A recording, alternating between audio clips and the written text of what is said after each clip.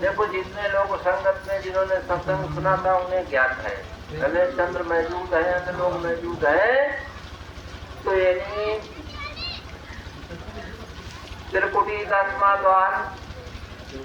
द्वार और त्रिकुटी का भेद रूह के बारे में बताकर जो रास्ता में चल रही थी, जा रही थी, तो आगे मतलब थोड़ा सा बता रहा हूँ बीच में जो छूटा। बोलो जय।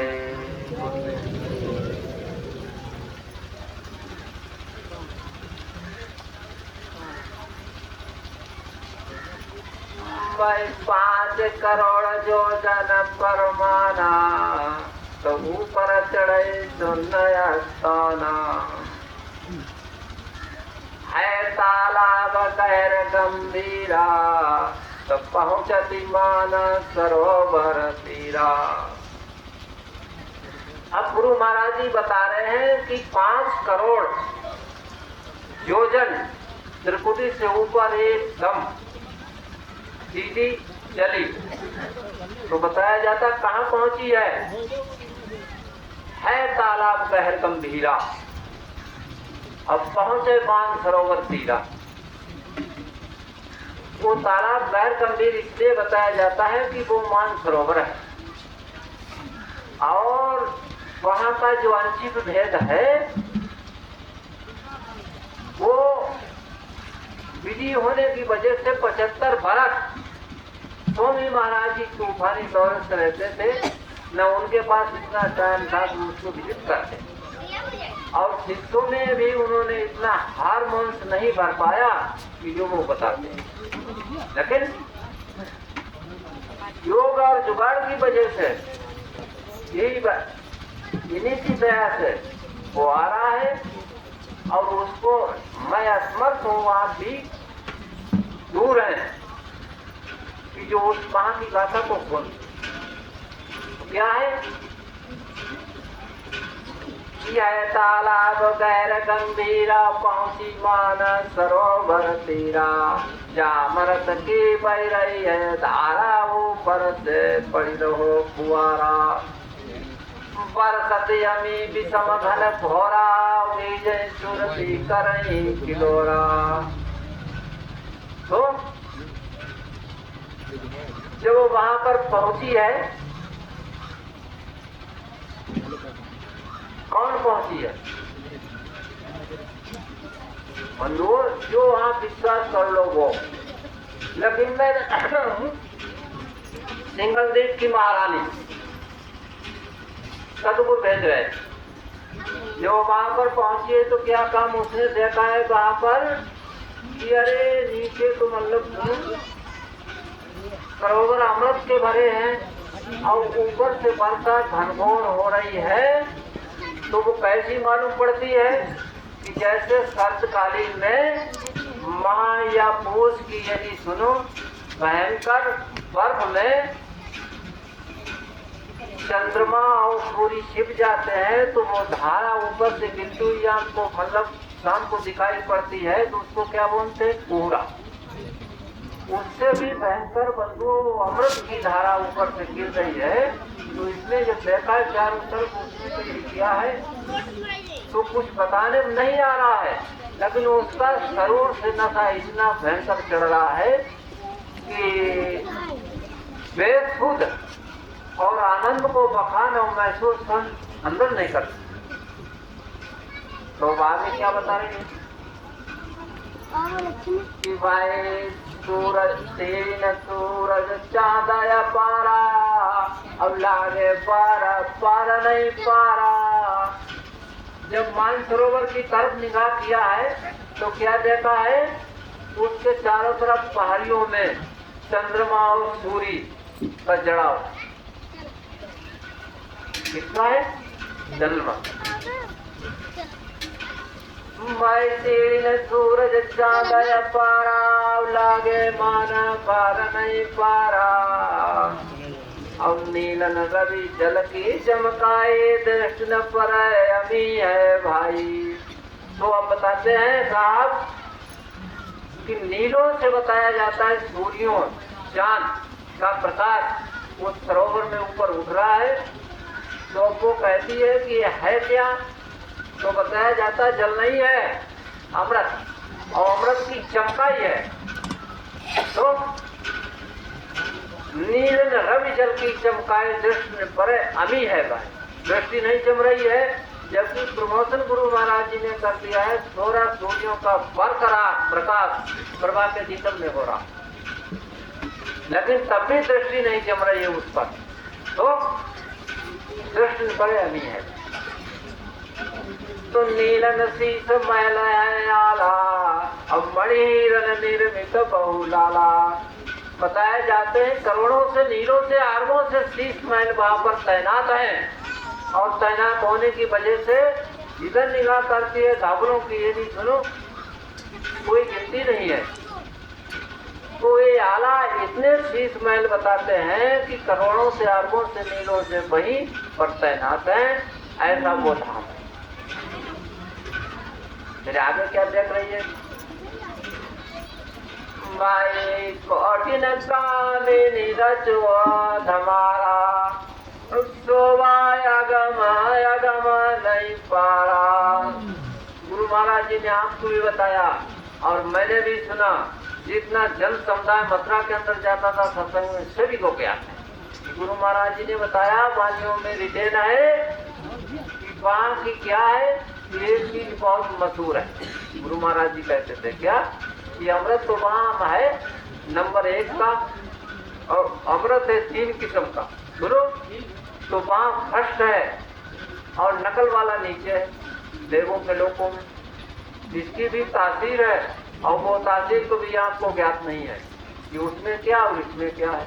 अगर बताया ना जाए तो कुछ नहीं, क्योंकि मान बढ़ाए खाने पीने के अलावा और सत्संगों में कुछ मिलता नहीं। तो क्या है कि गुरु महाराज जी ने बताया वहाँ की धमार बहुत मशहूर है। ये बताया नहीं बताया? मानसरोवर की धमार बताया कि बहुत मशहूर है। और वो आगे सामने आंखों से देख रही है प्रवाह, क्या देख रही है बता रही है, वो सुनिए। वो देख रही है और नीचे सुनो, वो वहां से नीचे वीडियो डाल रही है। माई कठिन कामिनी रचुआ धमारा, अब शोभाया गम नहीं पारा। वो हाथ से हाथ जोड़ी के गावे, अब दुनिया हमारा गुफा तक जावे। बताया जाता है कि 1-1 करोड़ बंधुओं उस मानसरोवर पर सुरतियां हाथ से हाथ पकड़कर उस धमार में गोल बनाकर और क्या गाती है कि कामयमी तत् सुर लाए, ये सुरती मोही मोही रही जाए। अमी तत्व का गाना, अमी तत्व का गाना जानते हो? पार्वती ने कहा था भगवान शंकर से कि सुनो महाराज की हाँ कि मैंने सुना है कि अमर तत्व का आप गाना जानते हो। अरे पार्वती, अमर तत्व 3 प्रकार का होता है, हमें लोकल मालूम है। असल जो है वो महापुरुष जानते हैं, महात्मा लोग हमें नहीं पता उसका। तो तुम नकल जानते कि नकल, यहाँ वही सुना बंधु, इन्होंने नकल सुनाए, उसको कहते हैं अमर कथा। लेकिन ये चीज जो मानसरोवर की हो रही है वो नीचे नहीं है, तो वो सामने आ रहे हैं क्या कामयमी तत् सुर लाए, अब सुरती मोही मोही रही जाए। वो बजती हमारी ढोल ढपताल है, अब सारा मानस सरोवर हाल है। बताई जाती है कि 1 करोड़ के दायरे में वो सुरतियां बोलने के रूप से बताई जाती है कि हाथ की जोर से वो घेरा लगा रही हैं, और आमी तत्व सार शब्द और सत्य शब्द की मतलब सुनो खूबी में भरकर उस गाने में। तो बताया जाता उन्हें आप अभाव पता नहीं कि मैं कौन, ये कौन, ये कौन, मानसरोवर और मतलब अमृत क्या है, कुछ नहीं जानती। इतना नशा करूर में भरी है। तो अब आगे प्रभा बता रहे कि बजट हमारी ढोल ठप डालें और सारा मानसरोवर हालें। अब आप समझ लीजिए कि इतना लंबा वहां मैदान है कि सारा बताया जाता मानसरोवर हिल रहा है। वो बिगुल, ढोल, ढप की आवाज में मानसरोवर हिल रहा। तो अब आप अनुमान ये लगाइए कि वो ऐसा एक लोक है बीच में, कितनी सुर्तियां उस ढोल को टांगे होंगी, अब कितनी डंका को लगाने वाली होगी, फिर कितना उनका लंबा जिस्म होगा और कितने बड़े ढोल होंगे। जब वहां से निगाह चारों तरफ घुमा रही है तो बंधुओं सुनिए, 15-15 फलांग, 15-15 फलगों के नीचे गड्ढे जिस्म के दिखाई पड़ते हैं, जिसके आगे मतलब निगाह की जाए तो कम से कम 15 फलांग नीचे गहरा और 15-15 फलांग ऐसे सीधे खाड़ी से चली। तो सोचती है कि ये क्या है, कहीं जल ऊपर, कहीं अमृत ऊपर है और कहीं नीचे ये निगाह नहीं जाती है। एक पलंगा कहते हैं त्रिलोकी, त्रिलोकी एक पलंगा है, 15-15 पलंगों के यानी गड्ढे वहां पर और सीधी खानी देखी। तो इसका क्या चरित्र ये बताओ, ये बात इसके बाद तो क्या है कि बजे तो हमारी ढोल ढप डाले और सारा मानसरोवर हाले, पूरा मानसरोवर हिल रहा है और ऐसा वहां पर मचा हुआ है। इसी को गुरु महाराज जी बताते थे विधिवत कि वहां की धमार मत हो और भमर गुफा का झूला मत हो, ये गुरु महाराज जी बताते, ये सुर्तियों के लिए। तो क्या है अब आगे कि तुम्हारी भोली गुरु ज्ञानी, वैसे कि तुम्हारी बोली गुरु ज्ञानी, अब मोहित वैसी पर पटरानी। तो मुर्दा जी तुम्हारी सुनी पानी, अब तब तक कृपा करें गुरु ज्ञानी। उस धमाल को देखकर बताया जाता है वो सिंगल द्वीप की प्रभा यानी मोहित हो गई थी और गुरु को भूल गई थी कि हमको कौन लाया। तो वो तो यानी मुस्कुरा रहे हैं और ये तमाशा को देखकर भूल गए उनका गाना, उनकी धमाल को देखकर। तो इसमें बताते हैं यानी इसमें ये आ रहा है शब्द कि इसमें कोई बड़ी बात नहीं, इसमें यानी शंका नहीं करना चाहिए। वो आवाज उन सुर्तियों की ऐसी है कि मरा हुआ मुर्दा के कान में आवाज उनकी ढोलक की या उनके गाना की पड़ जाए, वो उठकर बढ़ जाए, जिंदा हो जाए। और प्रमाण आप सुन लीजिए कि मुर्दा जी हमारी सुनी पानी, अब तब तक कृपा करें गुरु ज्ञानी। मुर्दा यानी जीवित हो जाता है उस मानसरोवर की यानी सुर्तियों की जो धमाल की आवाज और गाना है। तो बताया जाता कि वो तो मोहित है, कोई बड़ी बात नहीं, सोचनी बात नहीं। लेकिन तब तक कृपा गुरु महाराज ने कर दी। क्या कर दी कि जैसे गुरु महाराज ने चुटकी बजाई और उसका सारा मोह दूर हो गया। और क्या करती है सुनो कि अरे हम कहाँ जा रही हैं और कहाँ बीच में अटक गई हैं और हमको अब आगे कहाँ जाना है, ये विचार कर रही है। तो अब बहुत जल्दी कर रही है। तो क्या कर रही है वो सुनिए। मैं सरवर रानी करई स्नाना, सूरज रोम रोम झलकाना, अब करिया स्नान कौल तजी गयो, अब रतन न जब अंग हुई गयो। तो जल्दी से उस धमाल को छोड़कर और दृष्टि को बदलकर और मानसरोवर में देख रही कि हमें अभी स्नान करना, अपनी मंजिल को पकड़ना है। तो स्नान जब किया है तो क्या हुआ, उसमें हो गया गजब, शरीर का परिवर्तन हो गया। बंधुओं अब यहीं से समझ लो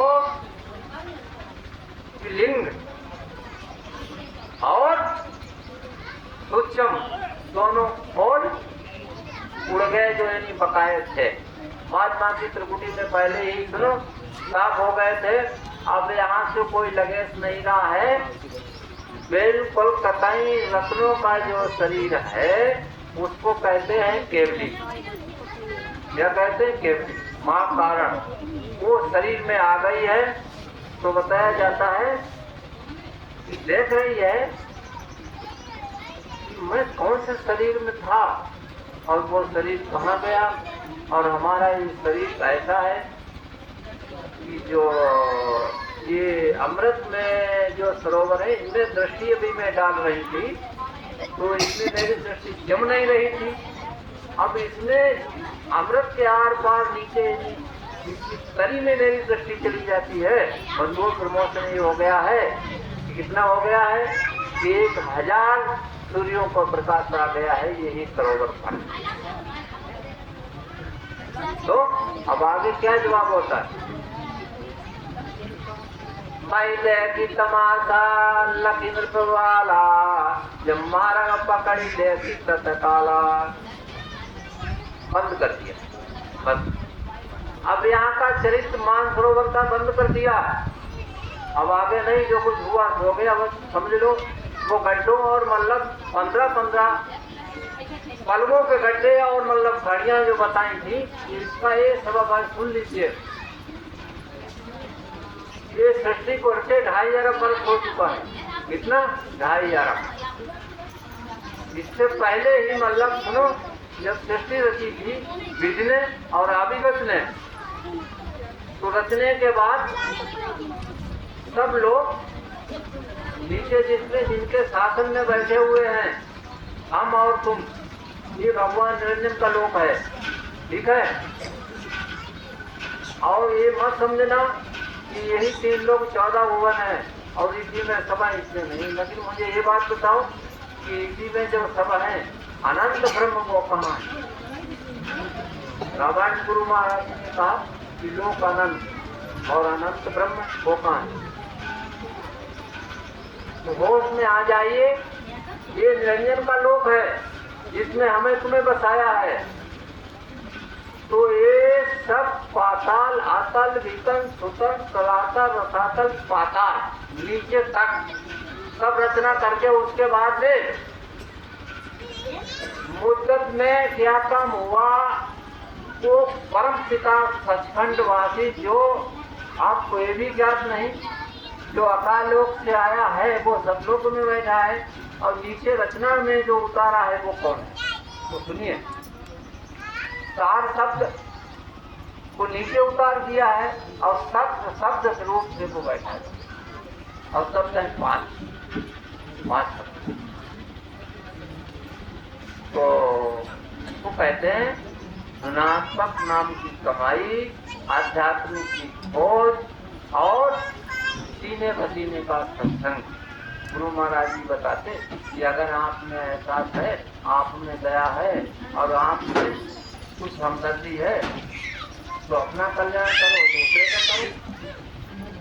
आदेश उन्होंने मैंने दे दिया है, लेकिन अब चक्कर ये है कि अपना कल्याण करना और दूसरे का कल्याण करना तो दूर रहा, और ये समझ रखता है कि खाओ पियो मौज उड़ाओ, और सत्संग में क्या काम है कि मनोहर ऐसा मतलब सुनो, कब इधर उधर निकाल कर टाइम पास कर दो, लो 4-5 रुपये गाय हूँ। बंधुओं एक बात सुन लीजिए, गुरु महाराज जी ने भी शुद्धि विलास में दिया है। क्या दिया है? सुनो कान खोलकर। जो परपंच नाम सतसंगा अब कोटिन जन्म जोनि के संगा। जो परपंच नाम सतसंगा अब कोटिन जन्म जोनि के संगा। अगर परपंच कर रहे हो बैठे हुए आसन पर, संगत विचारी एक ऐसी कि सत्संग हो रहा है, अरे वो तो जानवरों की हेड़ी है, कुछ नहीं मालूम, और तुम जानकर परपंच कर रहे क्योंकि वो 400-500 रुपयों के लालच में और मान बढ़ाई में। तो गुरु महाराज जी ने फरमा दिया, ये मत सोचना कि मैं चला हूँ, करोड़ों जन्मों तक जोनी से नहीं निकाला गया। परमाणा सुन लीजिए, सुरती विलास जो घटनावान का ये भी सुनो भाई, बंधु है कि जो परपंच नाम सत्संगा। परपंच तो वहाँ हो रहा है लेकिन नाम उसका सत्संग है और संगत भी सत्संग कह रही है और प्रचार भी सत्संग का हो रहा है और कराने वाला बेचारा खर्चा कर रहा है, वो भी इसमें सत्संग के नाम कर रहा है, लेकिन परपंच हो रहा है। उसके बारे में गुरु महाराज जी कहते हैं कि जो परपंच नाम सत्संगा अकोट जन्म जोनि के संगा। गुरु महाराज जी कहते कि मेरे आदास से और धर्मराज करोड़ों जन्म जोनि से नहीं निकालेगा। आप चेला है तो क्या, लेकिन वो तो मेरी मर्जी से होगा। तो ये कुछ नहीं बताया, मैं बता रहा हूँ कि जो 15-15 पलंगों के गड्ढे और खड़ियां लंबाई में इतनी दिखाई पड़ती, ये क्या है? तो स्वयं प्रभा ने नीचे उतार दिया है कि साहब ने भेजा था गुरु महाराज जी को, देखो संसार में सब लोग बसे हुए हैं, मुद्दत हुआ, बहुत बहुत समय चला गया, कितने कल्प बीत गए, हमारे अंश जीवों का पता नहीं लगा कि मतलब उनकी क्या हालत है और क्या कैसे हैं। 8 लोकों में चलकर देखो, नीचे सचखंड से नीचे 8 लोग होते हैं, ठीक है, नीचे चलकर देखो कैसी हालत है हमारे जीवों की। जब गुरु महाराज जी आए थे, ये बहुत लंबा बवंडर है प्रसंग का, वो सारा का सारा नहीं हो पाएगा। ये लोग जानते हैं कि लगभग 55 वर्ष से पहले से सत्संग चल रहे हैं, आज तक ये पूरे नहीं हुए हैं, तो हमें आपको 2 घंटे में क्या बता सकता, ठीक है। जब गुरु महाराज जी ऊपर से उतरे हैं देखने के लिए, साहब ने कहा जाओ देख कर आओ, जाओ। गुरु महाराज जी से कहा जाओ देख कर आओ। ये सब पहले तैनात थे वहां, महाप्रलय में सभी महापुरुष वहां बैठे रहते, देखते रहते आंखों से, उनका विनाश नहीं होता। आदेश दिया जाओ देख कर आओ, जीवों का हाल हमें बताओ। अरे भाई हमारे अंश हैं। तो गुरु महाराज जी आए तो पहले प्रथम लोक निरंजन का पड़ा। सुनिए, भंवर गुफा के मालिक, शून्य 10वें द्वार के धनी जितने थे, जिन्होंने ये आदेश दिया कि जाओ पता लगाकर और प्रभु को बताओ। भंवर गुफा के धनी ने 10वें द्वार महाशून्य के धनी ने, जहाँ पर ये रानी खड़ी है पासे में, तो सबने आदेश दिया कि जा। लेकिन जब निरंजन के लोक में आए झंझरी दीप, तो बंधुओं क्या काम हुआ, उनने के कहाँ जा तू, हमें 8 लोक में जाना, साहब का आदेश है और जीवों की खबर लेकर और उन्हें हमें बताना है, ये मेरी सेवा है। उन्हें नहीं जा पाओ, क्यों नहीं? भक्ति में मैंने 3 लोग 14 ओवन ले लिए, इनमें आपकी कोई दखल नहीं है, आप इनमें कुछ नहीं कर सकते हो, सीधी लौट जाओ। बंधुआ इसने कहने पर वहां पर संग्राम जो हुआ था, उस संग्राम में इधर गुरु और उधर भगवान निराकार ब्रह्म, इनमें संग्राम हुआ। संग्राम ऐसा वैसा नहीं हुआ था, तो बोलने के अब भी आप मान जाओ, साहब का आदेश है जाना अनिवार्य है, उन्हें नहीं जाने दूंगा। साहब के हजारों आदेश हो और हमें सतलोक से कोई प्रयोजन नहीं है, भगवान निराकार ने कहा। ये अच्छा, गुरु महाराज जी ने जान लिया कि जीव सब चट गए, जब मेरे लिए हावी तो जीवों की क्या दशा। तो उन्हें जाने दो भाई, कि नहीं जाने दूंगा, हमसे युद्ध लो और हमें परस्त करके आपको जाने दूंगा, उससे पहले नहीं। बंधुओं क्या काम हुआ, गुरु कहते कहते हार गए, नहीं मारा तो फिर तैयार हो जाए। तो भगवान निराकार ने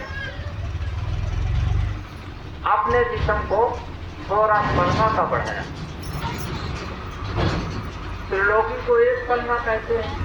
जब थोड़ा पलंगा को बढ़ा दिया जिस्म को गुरु महाराज जी से संग्राम करने के लिए, तो बताइए कौन सा मुकाम मालूम आपको, बताया किसी? इतने लंबे त्रिलोकी को एक पलंगा कहते हैं, और थोड़ा पलंगा का शरीर को विस्तार कौन सी जगह पर आएगा बताओ? तो कहीं मैदान नहीं मिला, तो दोनों लोग चल कर आए मानसरोवर पर, यहाँ मैदान है, ये महाशुल्क मैदान है, इसमें चलो तैयार हो। वो उत्तम कुत्ता हुआ जिसका कुछ कहा नहीं था। तो यहाँ पर 3 बार संग्राम हुआ और एक बार में भोगत आई थी कि छोरा पलंगे के शरीर को पकड़कर गुरु महाराज जी ने पैर को और 1000 राउंड लगाकर जो माया था वही 15-15 सुनो फलांगों के खाड़ी और वो गड्ढे वो आज दिखाई पड़ रहे हैं कि ये कैसी खानी पड़ी वो उसी समय। यहाँ मानसरोवर पर ये महासुन में महाभयंकर टकराव और युद्ध हुआ था। वो युद्ध किसका हुआ था? किसी क्षत्रिय का नहीं, गुरु और ब्रह्म। तब वो उसके बाद में परस्त करके जब उन्होंने माफी मांगी और माफी मांगकर और कहा कि जाओ आपको मैं कभी रोकूंगा नहीं। तो अब वहां से मतलब आने पर नीचे आएंगे, वहां भी इनका युद्ध होगा, वहां भी होगा, निकल नहीं पाएंगे, वहां किससे होगा? तो ये तो मतलब सुनो वहां खानिया गड्ढे को और आ गया मतलब जो क्या है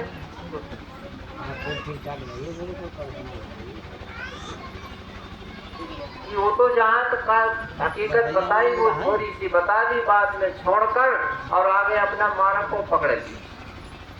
जब रूह ने आगे मारक को पकड़ लिया तो क्या हुआ बोलो?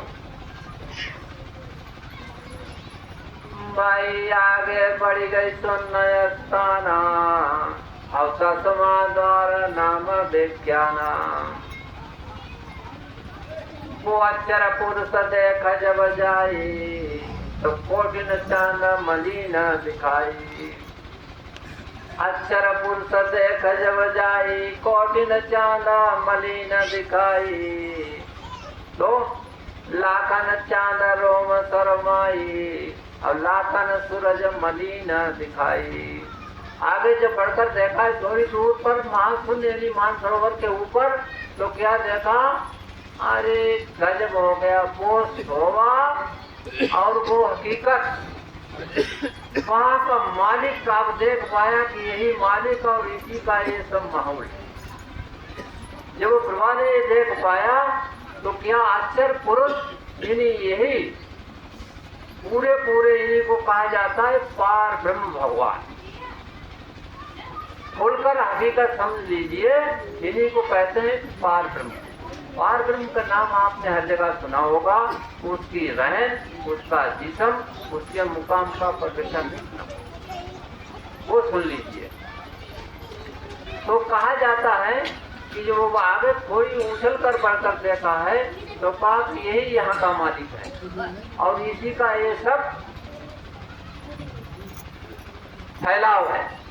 तो पैसा उसका जिस्म है, साफ यही आ रहा है। इन्हीं को अक्षर पुरुष कहते हैं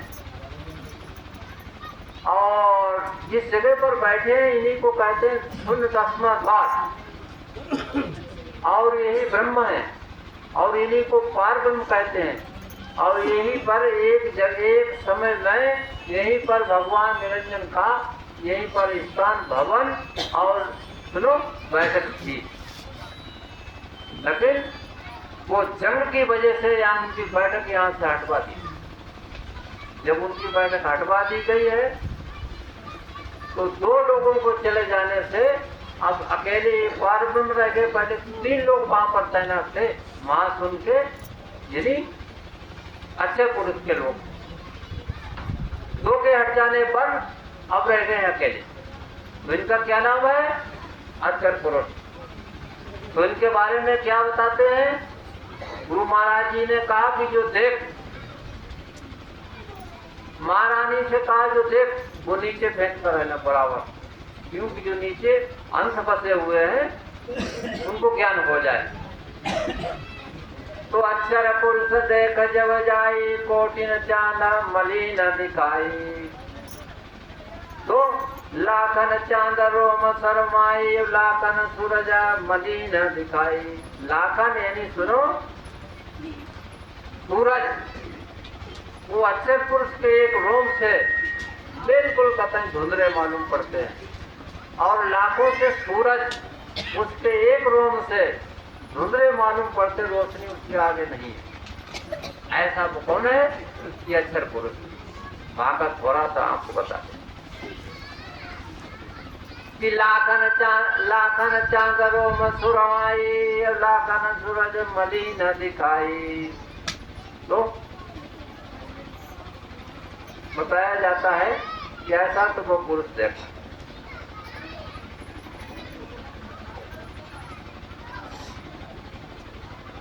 तो कोटिनती समय तैनाता, अब ऊपर धवल चांद दिखलाता। कोटिन जब उसने देखा है, वो शीश मन दिखाई पड़ते हैं कि जिनकी ऊपर से धवल गिनी नहीं जाती हैं, लेकिन क्या वो सीन देख रही है कि जैसे शीशे में और जैसे पानी में, ऐसा वहां पर शून्य दसने द्वार महाशून्य पर उसके भवन में जब देखा डोर गेट को, तो धवल के ऊपर चांद, वही पुरुष यानी जो पार ब्रह्म वही ऊपर दिखलाई रहा है, जिसको कहते हैं चांद पुरुष, इन्हीं का नाम। बस मोहम्मद साहब ये नई तरीका, और जितने आचार्य हुए हर के मुस्लिम धर्म में, उनकी सबकी सीमित यही तक है, आगे नहीं। आगे न जानकारी, न कोई खोज, न अनुभव। मुसलमानी धर्मों को बताते किसी किसी भाई यही तक है। तो कोटिन शीश महल तैनाता, और ऊपर धवल चांद दिखलाता। तो बताया जाता है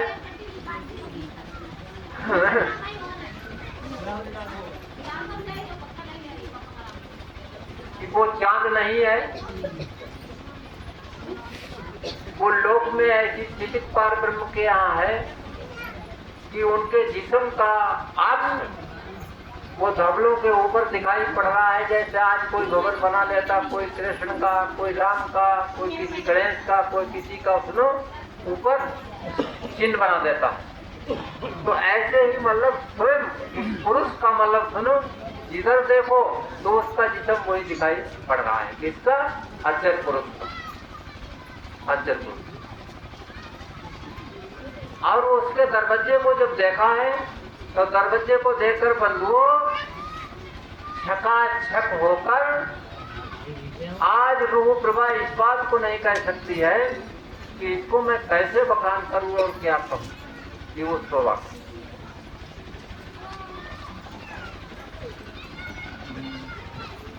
तो कोटिन सी समय लगता है नाता, और ऊपर धवला चांद दिखलाता।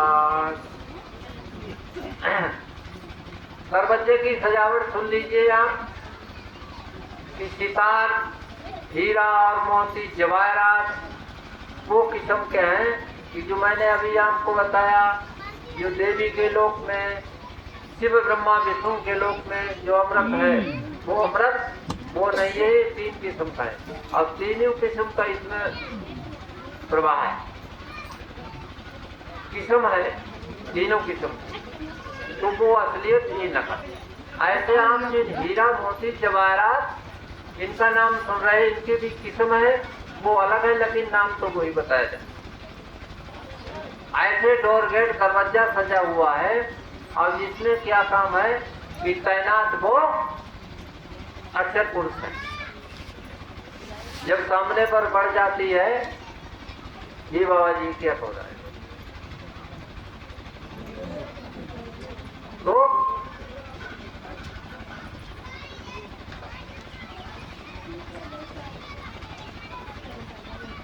मैया मोती लगे पारा, अब दो बार पारा नहीं पारा।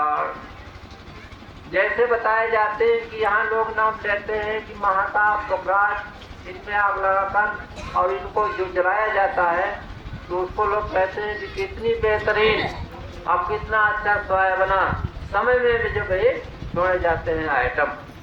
तो ऐसे वहाँ पर महाताप के ही बराबर इन आइटमों से बताया जाता है कि नीलो गुना वहाँ डोर गेट का प्रकाश हो रहा है, जिसके भीतर सिंहासन पर वो अक्षर पुरुष तैनात है। और सामने धड़धड़ा चली जा रही है। ठीक है, जब धड़धड़ा चली जा रही है तो जब वो पास में पहुंच जाती है तो क्या देखती है? पढ़ के नमन करो महारानी। पढ़कर अक्षर पुरुष को जो नमन किया है, जब उनने देख लिया है कि कोई सतगुरु का भेजा हुआ ये रजिस्ट्रेशनी और यहाँ पर जीव आया है, तो एकदम खड़े होकर और वहां को उन्होंने भी बढ़ा दिया है। तो क्या हुआ देखो, सुनो कि भारी प्यार पार ब्रह्म कीना, भारी प्यार पार ब्रह्म कीना, अब भर प्याला अमृत को दीना। बहुत बड़ा स्वागत पार ब्रह्म ने किया है कि गुरु महाराज जी का भेजा हुआ कोई जीव है। कितना देखिए पीछे स्वागत हो रहा है कि वो अक्षर पुरुष कितने बड़े, कई गुना बड़े हैं राम और कृष्ण से। इन्होंने इतना स्वागत किया है वो कृपा रूपा कि जो प्याला उठकर उनको दिया। लेकिन रानी ने क्या काम किया? भारी नमन किया है बड़ी के इन्होंने भी। लेकिन जैसे इन्होंने किया था तो उसने भी स्वागत किया। कौन? अक्षर पुरुष। अब आगे क्या है? आगे ये है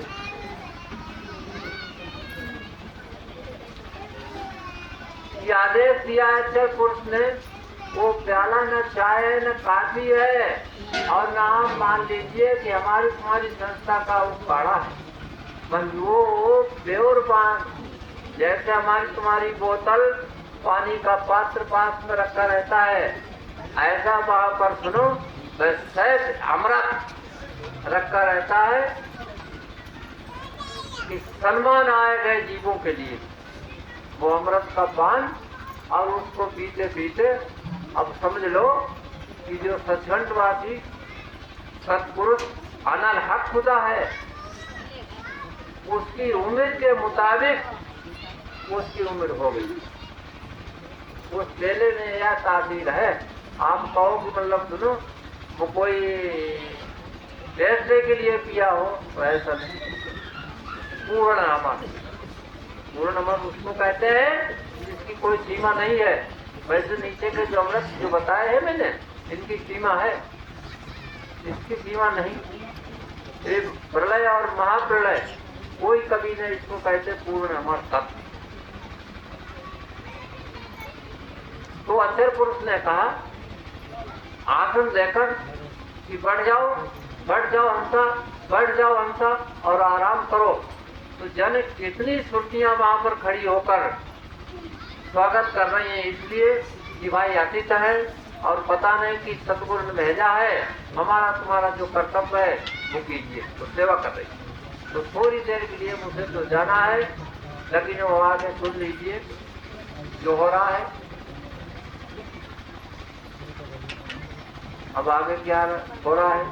अब आगे वो रानी क्या देख रही है?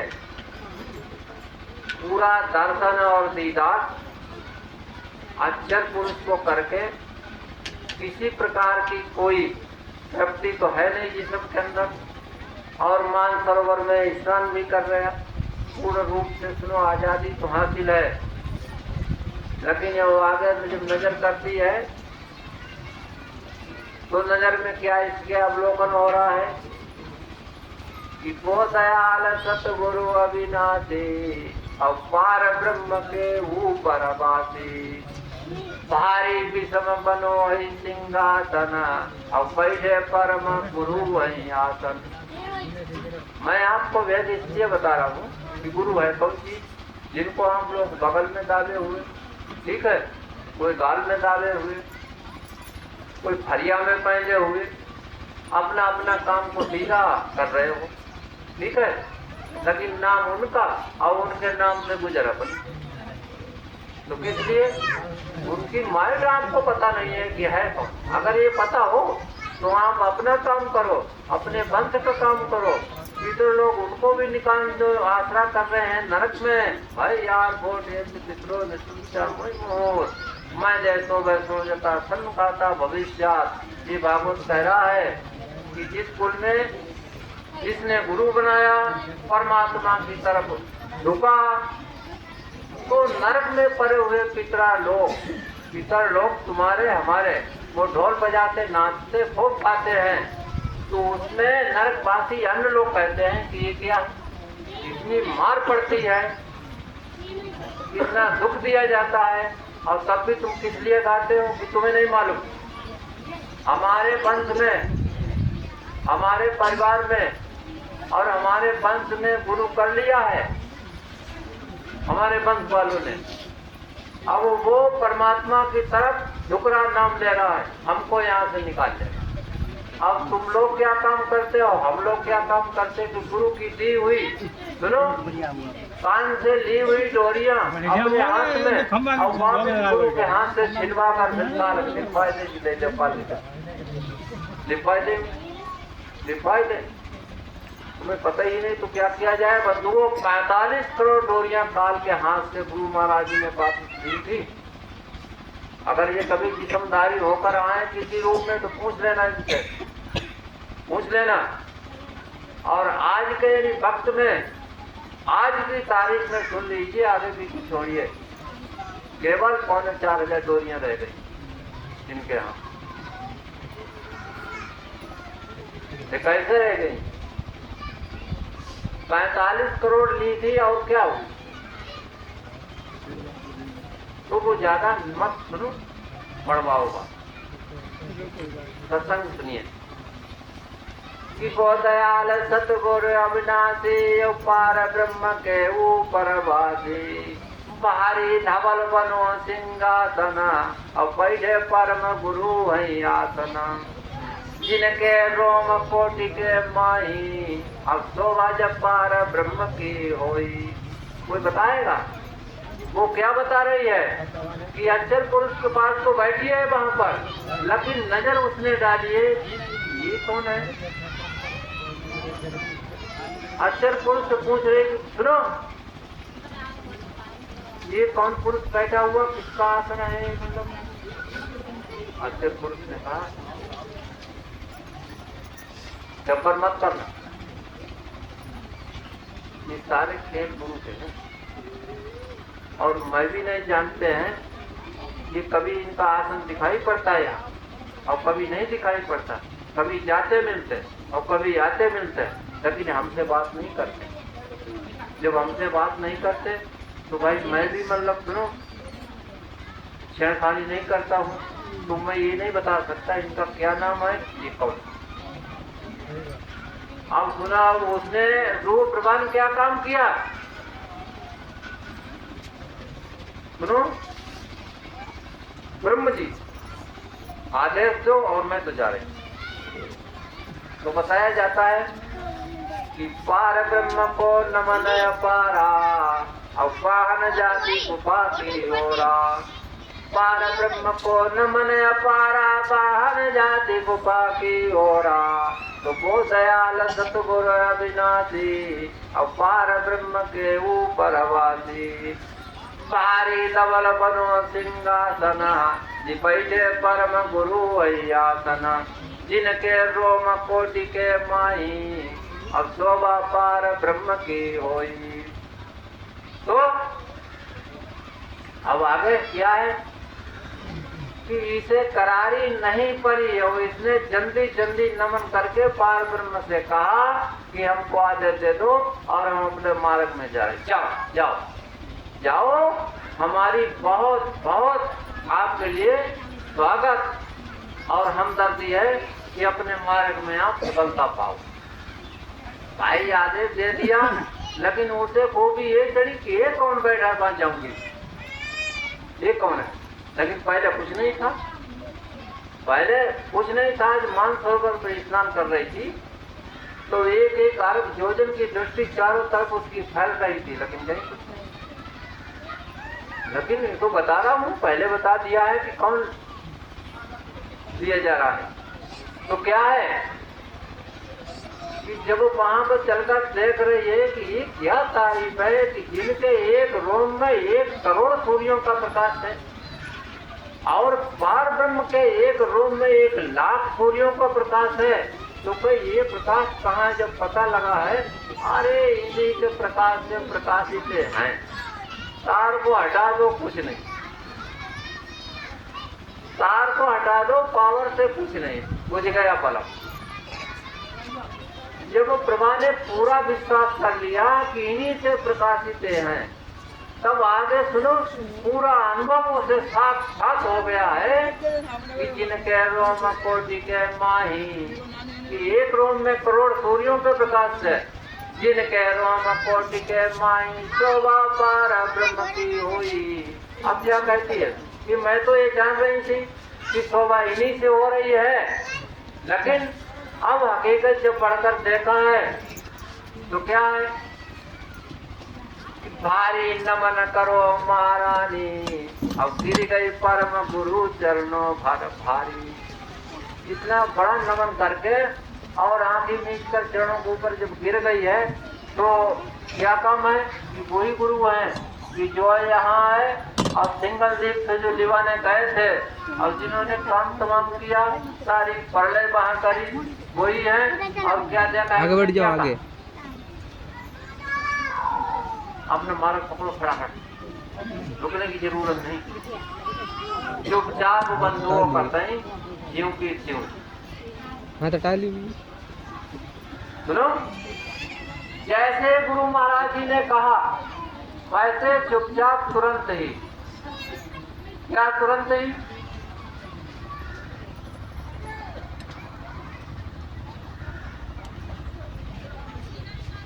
कि जिनके रोम कोटि के माही शोभा पार ब्रह्म की होई। तो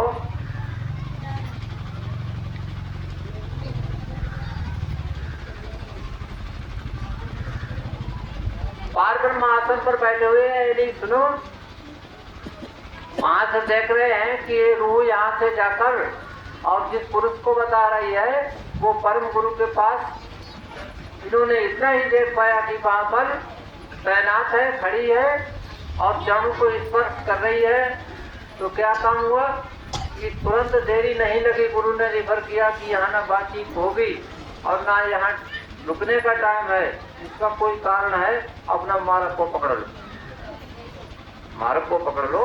तो बंधुओं, ये तो पहले ही आपको बताया और सभी को बताया, और इन्होंने चित्रों में भी दिखाया है गुरु महाराज जी ने कि जहाँ पर जो जो ब्रह्म और जो जो धनी हैं, तो हर मुकाम पर वो बैठे हैं, हर मुकाम पर वो बैठे हैं। आपको दिखाएं या ना दिखाएं वो तो अलग बात है।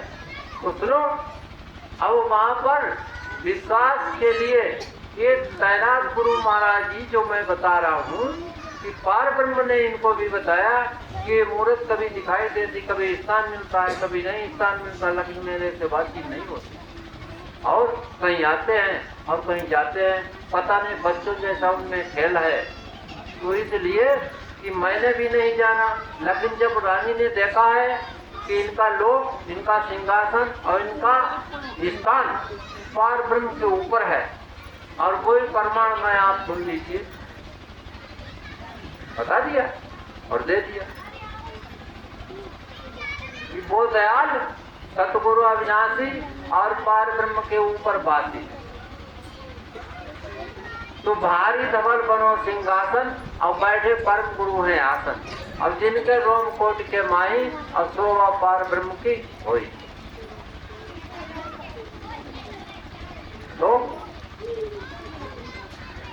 तुरंत इशारा कर दिया कि अपना मार्ग पकड़ो।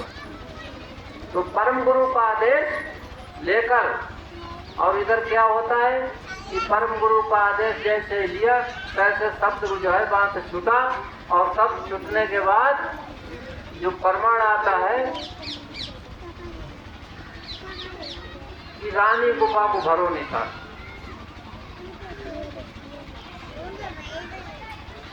परम गुरु के चरणों से सुनो,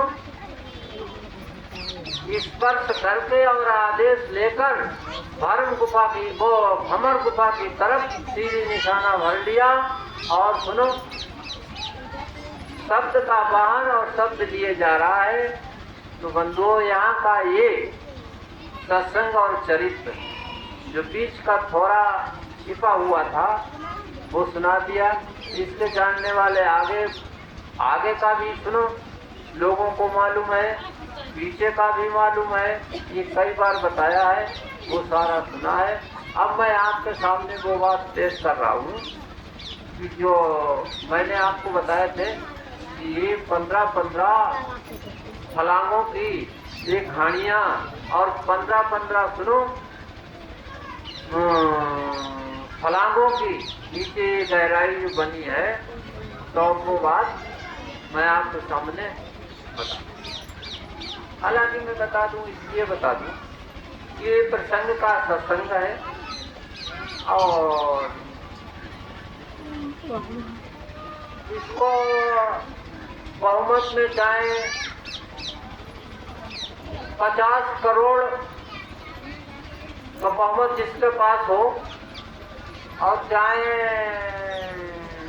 1 अरब का बहुमत जिसके पास में हो, लेकिन वो बहुमत ही बहुमत होगा, लेकिन ये सत्संग आपके कान में नहीं होगा। इसलिए कि इसकी मौज और मस्ती सब इनके पास है और बहुमत इंसानों के पास है।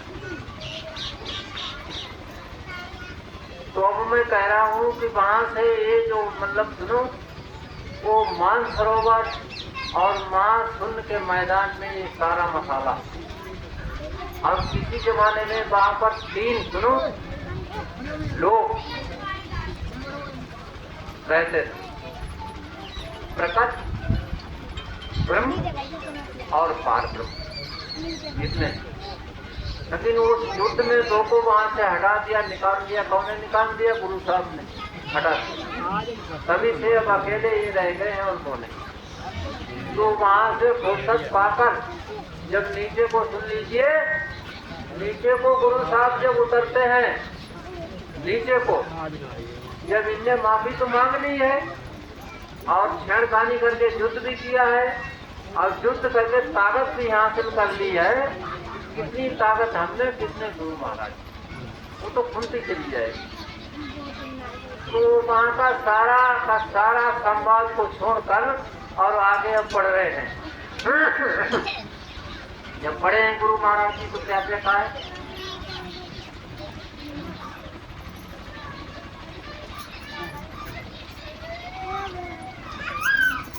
भाई देखो, एक समय बहुत था, समय की बात होती है, यहाँ पर भगवान निरंजन का आसन था और वो प्रकट इनकी महारानी जी वहाँ साथ में तैनात थी। अब इनसे छेड़खानी करने से गुरु महाराज जी से भी लोग भी छूटा और वहाँ से भगा भी दिया गया और नीचे भी उतार दिया तमाम।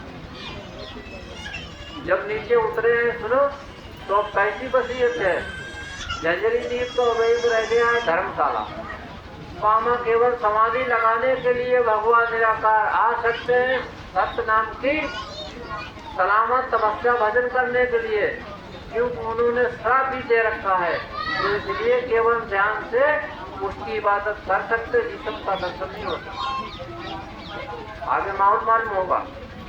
जब नीचे गुरु महाराज जी उतरते हैं तो नीचे उतर कर इन्होंने देखा है कि धर्मशाला खाली पड़ा है और प्रथम माया का लोक पड़ा है और वो माया के लोक से नीचे बहुत उतार दिया है ब्रह्मदेव ने। तो देखो ऐसा है, सुन लीजिए। किसी ने कहा था भगवान शंकर से कि महाराज जी आपको तो शनिचर आ रहा है, तो भाई शनिचर आ रहा है कि हाँ, तो भाई शनिचर आ रहा है तो हमारा क्या करेगा? पार्वती को मैके भेज देंगे और नादिया की गुड़िया खोल देंगे और हम समाधि लगा जाएंगे, हमारा क्या करेगा?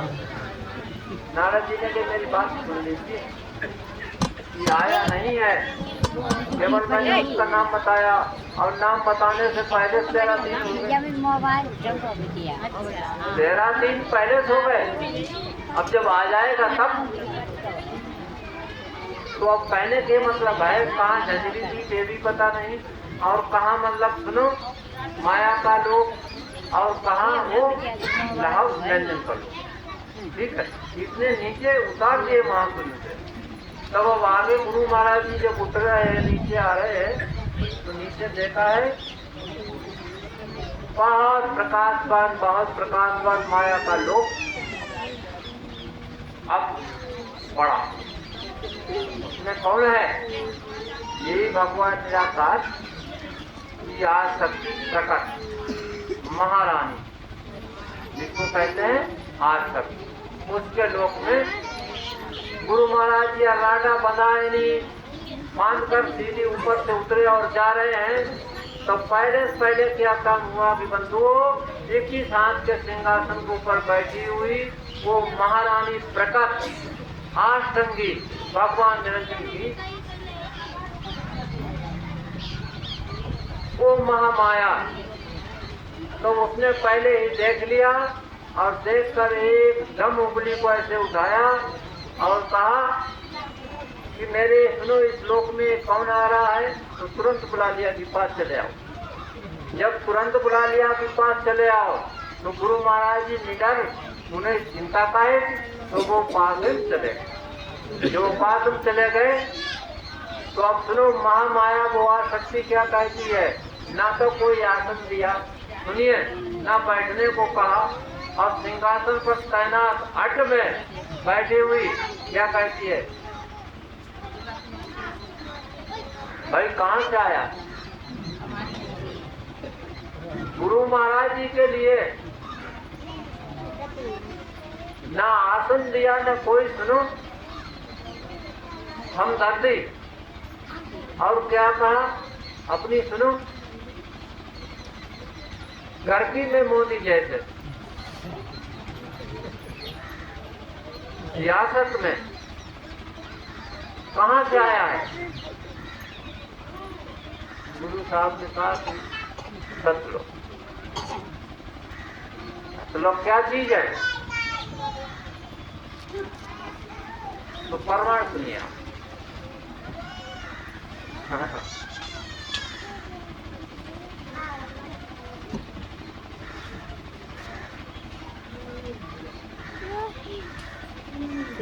माई सतलोकते मैं चली आया, और जीव जोर तुम धारी धारी खाया। मैं सतलोक से आया हूँ और हमको इसलिए भेजा गया है कि हमारे सामने जो अंश बनाए हैं, पैदा किए हैं जीव, उनका पता लगाने आए हैं। तुम लोग परेशान करते हो। तो देवी क्या कहती है? सुनिए, इतनी ही बात हो पाई। तो वो क्या कहती है? आप भी नहीं बैठने को कहा, जबकि उन्होंने बता दिया सतलोक में आया। ठीक है, का देवी तू कैसे बोले, वो शक्ति हमारी घर घर डोले। देवी ने कहा कि क्या भगवान करना, कैसे बोल रहा है कि नीचे जा रहा हूँ और जीवों को पता लगाऊंगा। अरे मैंने 3 लोग 14 भुवन में कोई नहीं छोड़ा है। सबको मैंने क्या काम हुआ कि अपनी शक्ति लगा लगा कर सबको बंद। घर घर के अंदर कोई छूटा नहीं है और घर घर के अंदर हमारी शक्ति काम कर रही है। तू क्या करेगा? बात है, गुरु महाराज जी कहते हैं कि कोई शब्द उधार नहीं मिल रहा है और ना कोई पूछा बताई हो रही है और ना कुछ मतलब सुनाई और ना कोई इज्जत, ना बैठने की कोई बात नहीं, और ऊपर से कड़ी कड़ी सजा मिल रही। तो सुनो जो हो रहा है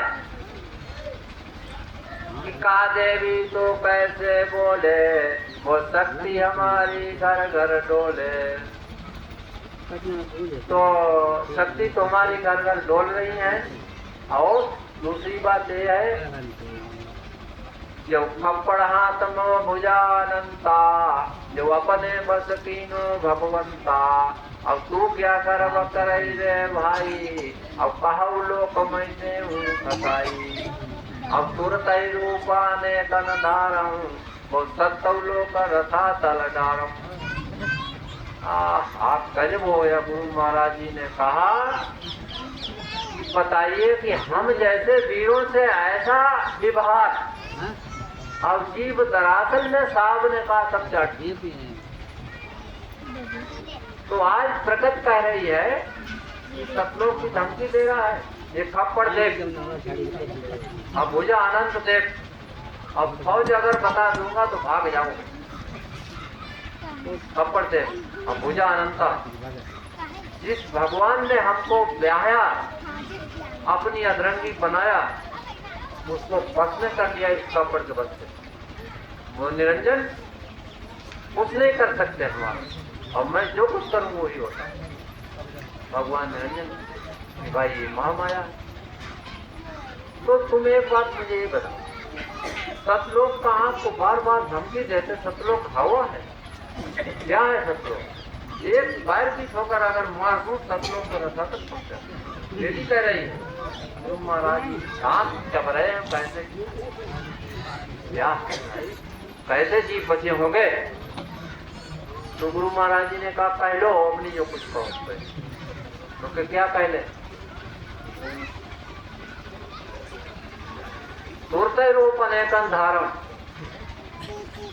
और सत्य लोक रसाखंडारो, एक नहीं करोड़ों अरबों से सत लोगों को अगर मैं अपना विस्तार को और जिस्म को धारण करके तो उठाकर रसातल में डालूं, बीच में नहीं। गुरु महाराज जी ने कहे हद है, चलो कोई बात। तो अब जब क्रोध आया गुरु महाराज जी को जिस्म में, तो गुरु महाराज जी ने कही कहां तक मैं रुकूं साहब, आदे तो जल्दी से। तो साहब ने सचखंड से आदेश दिया कि आदेश हमारा क्या, आदेश तुम हमें दे।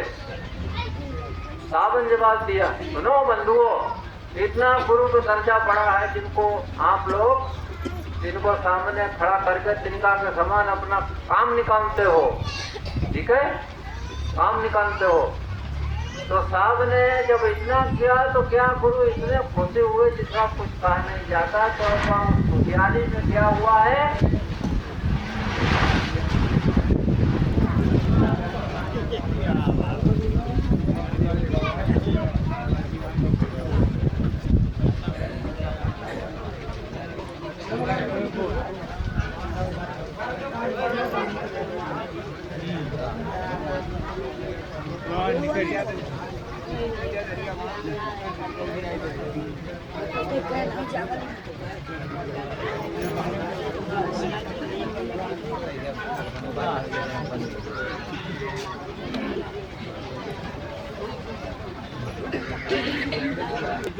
ऊपर का संवाद जो सत्संग जी ने वसूली का करा, तो यही बात की और कोई बात ठीक है, लेकिन नहीं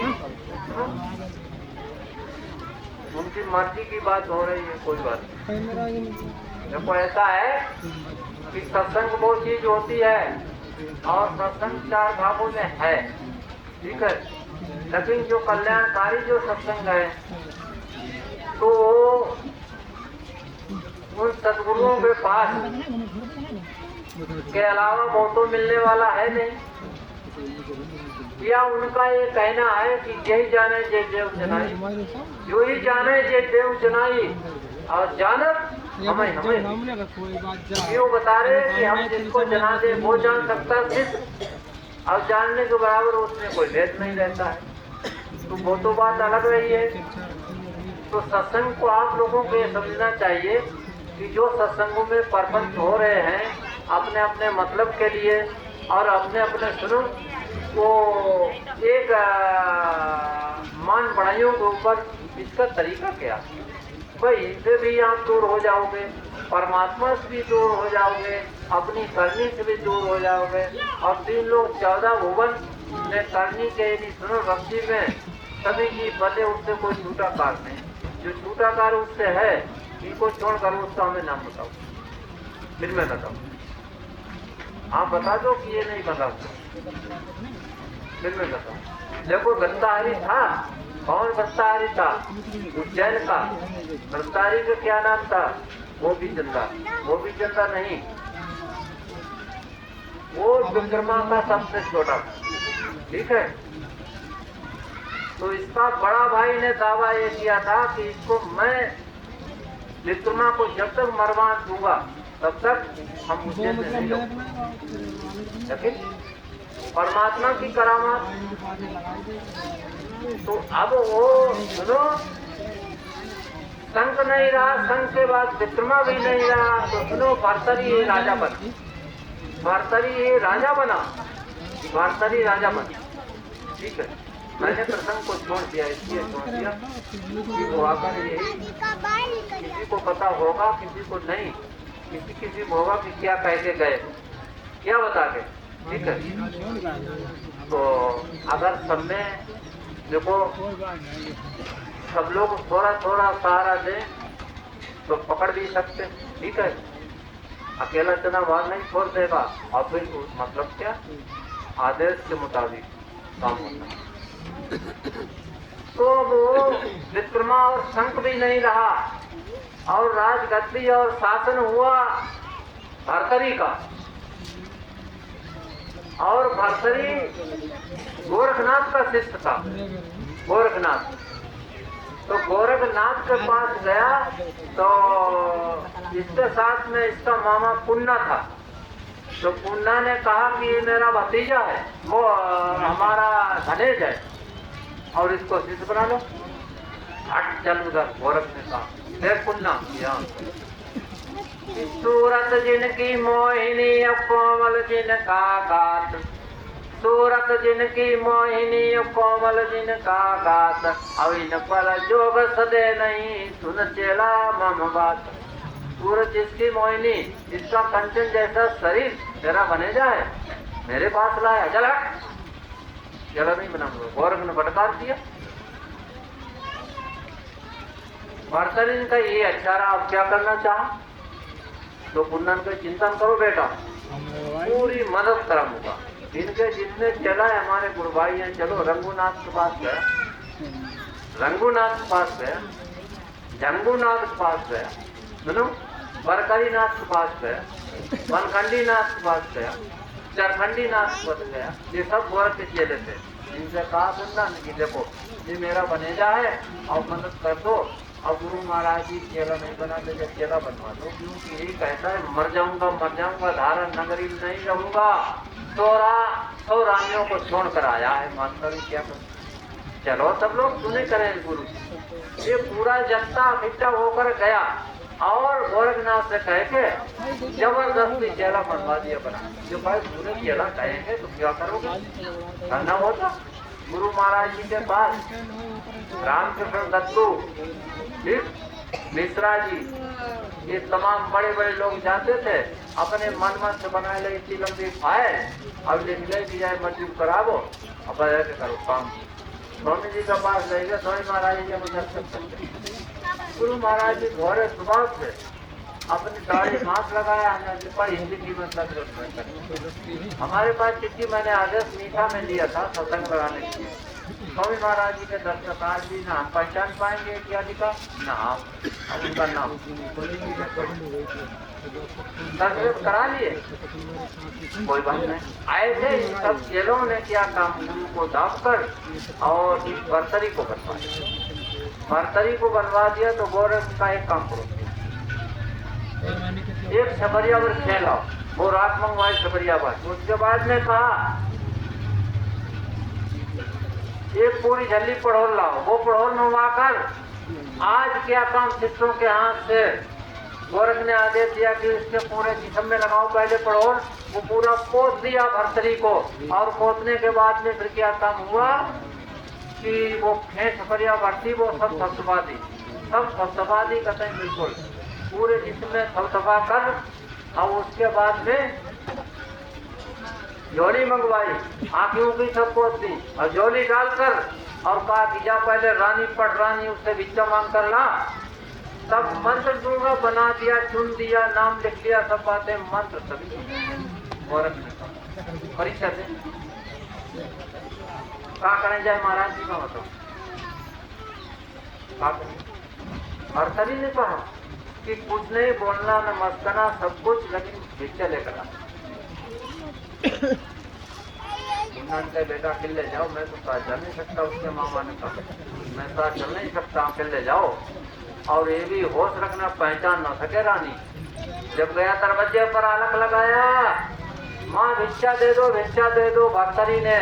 तो क्या काम हुआ, उज्जैन से धारा नगरी से वो पटरानी ने सब ठंडे से कहा कि कोई आवाज लगा रहा है जोगी।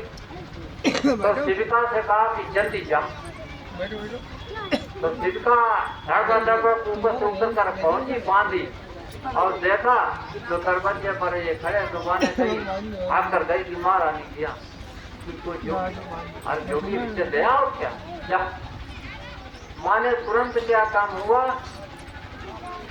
कि बढ़िया बढ़िया मिठाई रखी, हीरा मोती रखे, और बस डिश में लेकर गई लोगन। ठीक है, हट चल ठीक है। कौन है कि मैं महारानी की शादी हूँ, वो श्राप दूंगा, भाषण कर दूंगी पूरी धारा नगरी को। झट बांधी होकर तेरे हाथ की भिक्षा ले ले।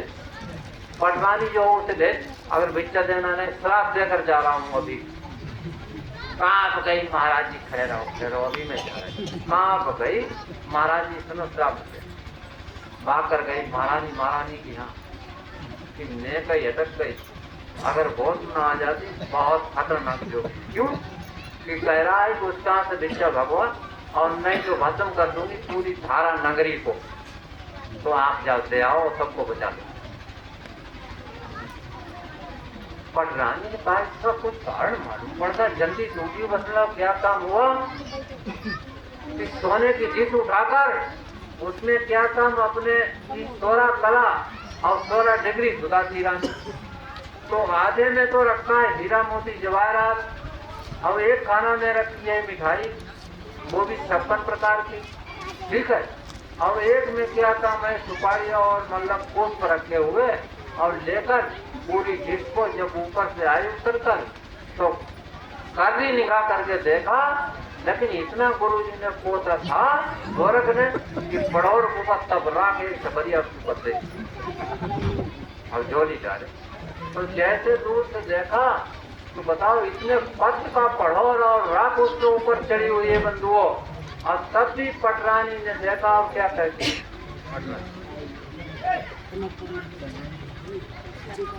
पटरानी ने जवाब दिया कि महाराज पानी को खूब डर पाया, लगनी ढोंग में क्या फायदा। इस ढोंग में क्या फायदा है, तुमने साधा योग और योग हमसन नहीं। लेकिन ये बात तुम पहले नगर में बता देते, आप नगर में कि हमको योग करना है, तो किस्म है मेरे परिवार की और वो परमात्मा की कि आपके योग में मैं एक सिल्वर राई फल किसी प्रकार की टूटी यानी कमी नहीं बनने दूती। आपके लिए मैं सुनो नागर पान के हरे पानों से बंगला छपवाकर और लौंगों के यानी सुनो जड़ाओ, लौंगों के जड़ाओ कि वो पूरा तैनात बंगले में, और उसमें धोनी हीरा मोतियों का नीचे चबूतरा बनवाकर उसमें धोनी आँखी में रचकर उसकी डेली जलाकर और डेली उसकी राख बाहर डालती। लेकिन तुमने बताया नहीं, धोखा दिया हमको, और 1600 अन्न कभी क्या काम हुआ बंधुओं। ये भर्तरी ने कहा कि रानी ने पहचान लिया और इतनी जोर से रोया, और रोकर क्या कहता सुनिए। रानी कर्म की रे कटराई नहीं चारे, कर्म के हाथ पुरंगन चावे कर्म चक्रधारी, वो कर्म के हाथ करत है अमीरी कर्म जन्म फकीरी, कर्म की रे कटराई नहीं चारी। रानी राजपाट मैंने सब त्यागो भीख लगी मोहि प्यारी, तुम बैठी राज करो मैलन मई कंचन पमरा दुआरी। ये भव सागर की धार कठिनाई खेवटिया गिरधारी कर्म की काटरे नहीं चारी। बंधुओं रोकर और रानी को जवाब दे रहा है, तो उधर रानी रो रही, इधर भर्तरी रो रहा है, और दोनों रो रहे हैं। तो ऊपर से अपने अपने मुकामों पर 1600 रानी थी, सबने सुनिए कि ये क्या चरित्र हो रहा है। तो एक दूसरे से घपाघप मची हुई कान में रानियों में, पर रानी वहां पर हासिला है और पता नहीं इसका पूरा ये सुना जाता है कि राजा साहब हुई है जोगी बनकर आए, लेकिन ये हकीकत नहीं पता। ये सब में खसखसी मची हुई है 1600 में। अब इधर संवाद जब हो रहा है, जब रोकर दोनों चुप हुए तो कोई देखो कर्म ने हमको ठग लिया है, अब कर्म ने हमारी बर्बादी करी है, तो रानी हमारा कोई दोष नहीं, हमको दोष मत देना और ना मारे मेरे को श्राप आप देना। अब ये भी घबरा रहे कि ये ना श्राप दे दे, ठीक है। एक समय बांधे की डर था कि ये ना श्राप दे दे। तो अब मुझे ये बात बताओ, यही तुम्हें पूछ रहा था कि उसका आप नाम बताओ जो कर्म से अलग है। 3 लोग 14 भुवन सारे कर्म की रस्सी से बंधे हुए हैं, कर्म से कोई बाहर नहीं है। और जहाँ तक कर्म का अपना जोर है, अब कर्म के बंधाव में है। करोड़ों से नीलों से तपस्या यज्ञ दान किया जाए, अगर मुक्ति हो जाए वो वेद उठाकर और वो विद्वान और महापुरुष के सामने कर दो, वो अगर बता दे कि यहाँ ये गलत है, ठीक है।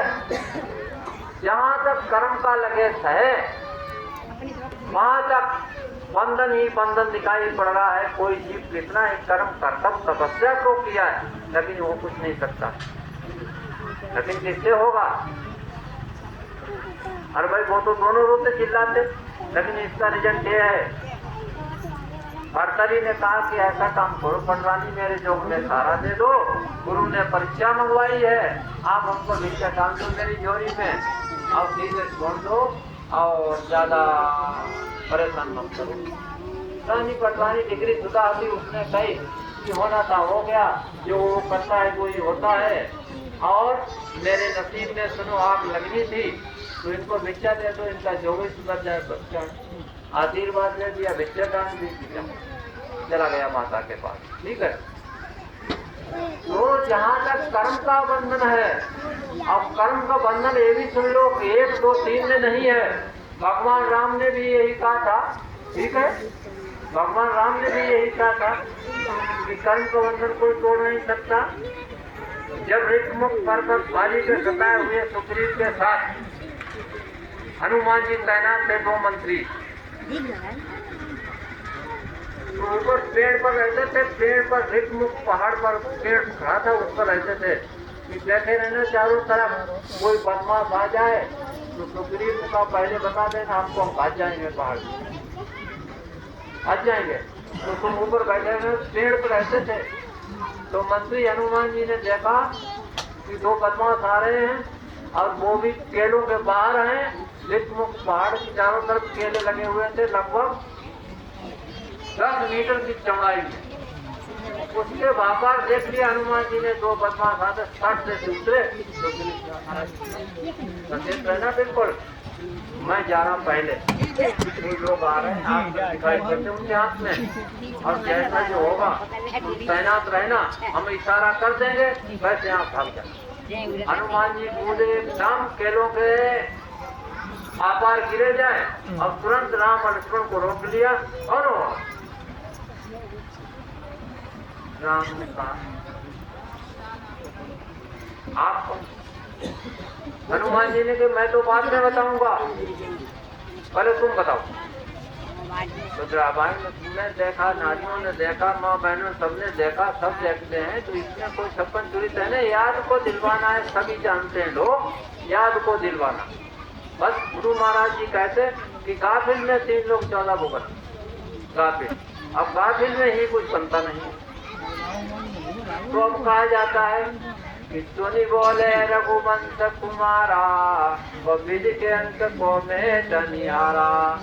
भगवान राम बोले, हे विप्र जी, ब्राह्मण का रूप हनुमान जी ने बनाया, वो पूंछ थी उसको बिल्कुल साफ कर दिया, आया पंडित पूंछ ऊंच कुछ नहीं, ब्राह्मण बने, टीका बने, सफेद पत्थर, भगवान राम का विप्र जी, कर्म की रेख को कोई देखने वाला नहीं, नगर अयोध्या हमारा केंद्र है, वहाँ का राजा दशरथ को मैं पुत्र हूँ, ये मेरा छोटा भाई है, और मेरे साथ में मेरी महारानी सीता जी थी, वो जल स्थान में उसका हरण हुआ है, और वहाँ से मैं पत्थरों सरों टेढ़ों में सर को पटकते हुए यहाँ तक आए हैं, तो मैंने सुना है यहाँ कहीं वो रहते हैं, इधर शिवरी का आश्रम है, तो वहाँ हम जाते हैं।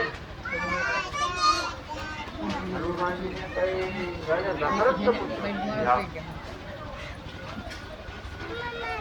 तो हनुमान जी ने कहा कि मुझे एक बात बताओ कि जब बच्चा रूप में आप थे तो आपने किसी बंदर को पाला था? कहे हाँ हाँ, उस बंदर का नाम जानते हैं आप? कहे हाँ, क्या नाम था? कि उसको पंडित जी हनुमान जी कहते थे। प्रभु पहचान चरण गए, प्रभु को पहचान लिया कि दशरथ राम है और बदमाश बदमाश कोई नहीं, चरणों को पकड़ लिया और तुरंत काया पंडित पूंछ दिखाई दी और दोनों को उठाया और बंधन बैठा लोग चले गए। तो फिर क्या करा कि अगर बदमाश होते स्टैंड चला रही हो, इनके कोई मित्र है, मैं भी तो जान जाऊं कि हमारे गुरु भाई हैं अनुभवी, मैं भी तो जान जाऊं, कर्म किसको कहते?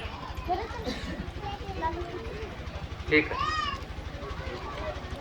मैं बता रहा हूँ, कर्म निरंजन का नाम और इन्हीं को कर्म बताया। ठीक है, ये कर्म इतना बड़ा कर्म है, बताइए कौन उससे पार हो सकता है? तो इसीलिए हाथी के पाँव में सभी का पाँव, गुरु के आदेश में सब काम बन सकते हैं और उसके अलावा कुछ नहीं बन सकता है, ये भी आप समझ लीजिए। और ये जो सत्संग लगा है इसका करने वाला खर्चा वो जानता है कितना खर्चा होता है, मजा मारने वाले मजा ही जानते हैं, उसकी हकीकत नहीं जानते हैं। ये सत्संग होता क्या चीज वो आप सुन लीजिए काम खोलकर, जो कुछ टाइम बचा हुआ है वो क्या काम हुआ कि विश्वामित्र और वशिष्ठ इन महर्षियों के, ये ब्रह्म ऋषि थे, राज ऋषि नहीं, 4 प्रकार के ऋषि होते हैं, तो इन्हें ब्रह्म ऋषियों के पास विश्वामित्र वशिष्ठ के आश्रम पहुंचे। ठीक है, और वशिष्ठ विश्वामित्र के आश्रम पहुंचे तो क्या काम हुआ कि वशिष्ठ मुनि ने सत्संग किया विश्वामित्र से। सत्संग के बाद में कुछ नहीं था, गाय का दूध पिलाया वो प्रसाद बनाकर, और उसके बाद में जब चलने को हुआ तो कहा कि महाराज जी बात सुनिए, रुको यहाँ रुको। वशिष्ठ जी कि देखो पैसा टका हमारे पास है नहीं, पैसा टका हमारे पास नहीं, ठीक है, हम अपनी तपस्या जो हमने करी है वो तपस्या इतनी हम कर चुके हैं 10 लाख, तो 10 लाख में 1 लाख बरस तपस्या हम आपको ये दक्षिणा हम देते हैं, ले जाओ, आप हमारे आश्रम पाए हैं, ले जाओ। भाई वशिष्ठ मुनि ने क्या काम किया, दिलाओ महाराज जी जो आपने दिया, इसको कोई बताने वाला नहीं है। आश्रम पर आए थे, बीच में आए भी नहीं, और चलकर हम आज से अपने इनके आश्रम पर, कोई बात नहीं, ये ऋषियों का काम तमाम। जब विश्वामित्र गए वशिष्ठ के आश्रम पर जाकर, चरित्र आपने सुना हो, हेलो, वो जमुना गिर के ये मतलब विवाद हुआ था, तो क्या काम हुआ कि जब विश्वामित्र गए उनका वहाँ पर सत्संग हुआ, विद्वत उनके आश्रम पर, और इनके यहाँ काम लेती वशिष्ठ के यहाँ, तो उसका दूध की कोई कमी नहीं थी, तो इन्होंने क्या काम किया।